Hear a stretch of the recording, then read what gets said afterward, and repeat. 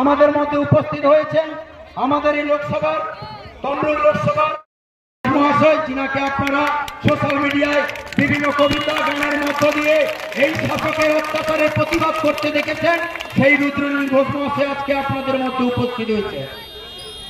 আমরা সময় নেব না, ছোট্ট করে একটু বরণ করিয়ে আমরা পরবর্তী জায়গায় আবার প্রোগ্রাম আছে, তাই আমরা আমাদের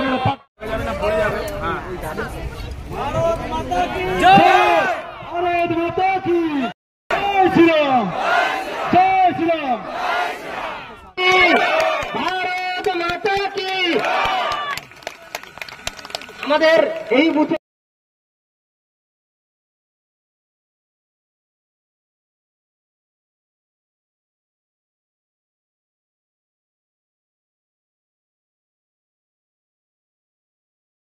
কারণ আপনাদের নিশ্চয়ই অনেক আত্মীয় বন্ধু স্বজন আছেন যারা এই জেলার বাইরে বা অন্যান্য রাজ্যে, তাদেরকে একটা অন্তত ফোন করে বলে দেবেন এবারে ভোটটা যারা বিজেপি তারা দেন।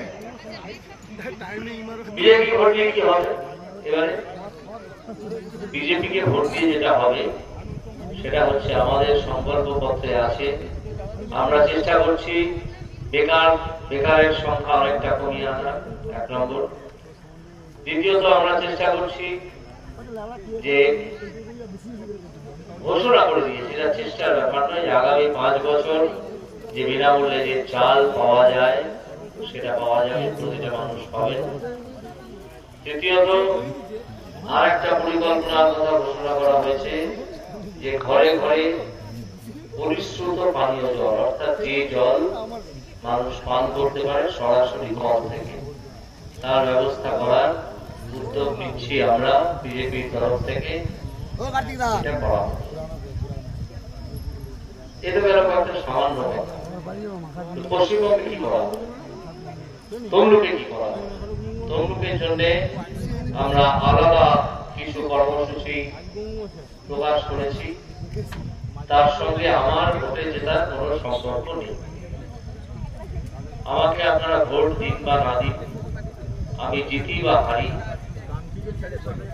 এই কাজ হবে।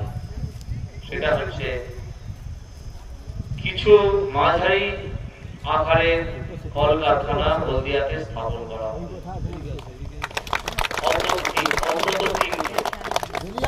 যাতে এই এলাকায় যে প্রচন্ড বেকারি তার খানিকটা সুরাহার ব্যবস্থা করা যায়।